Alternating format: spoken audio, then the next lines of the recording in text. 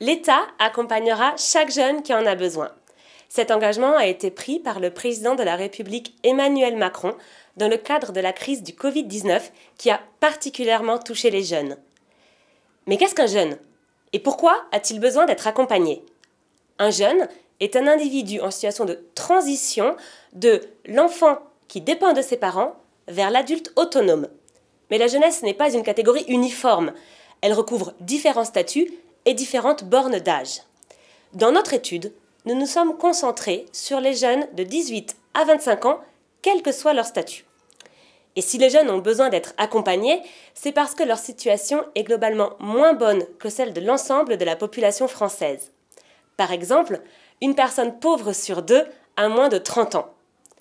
Pourtant, depuis le début des années 80 jusqu'au récent plan Un jeune, une solution, plusieurs rapports, plans et programmes ont été mis en œuvre afin d'améliorer la situation des jeunes. Aujourd'hui, on dénombre une cinquantaine de dispositifs d'aide financière ou d'accompagnement qui visent à aider les jeunes. Alors, pourquoi aujourd'hui encore leur situation est-elle dégradée?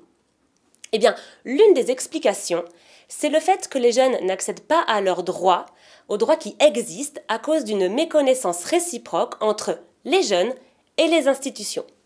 D'une part, les jeunes n'identifient pas les droits qui existent, les institutions qui les servent ou les moyens d'y accéder.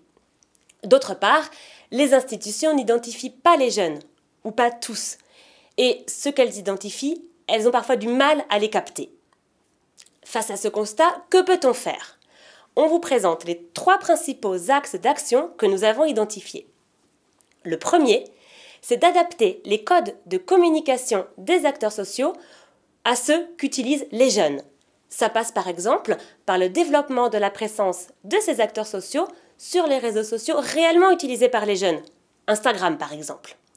Le deuxième axe d'action, c'est d'améliorer l'interopérabilité entre les systèmes d'information des différents acteurs sociaux afin de faciliter les démarches des jeunes.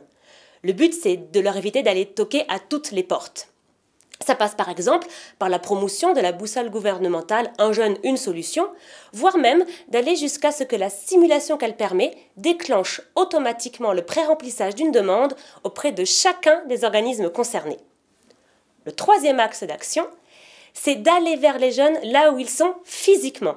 Ça peut être par exemple dans des laveries automatiques ou à l'occasion de la journée défense et citoyenneté.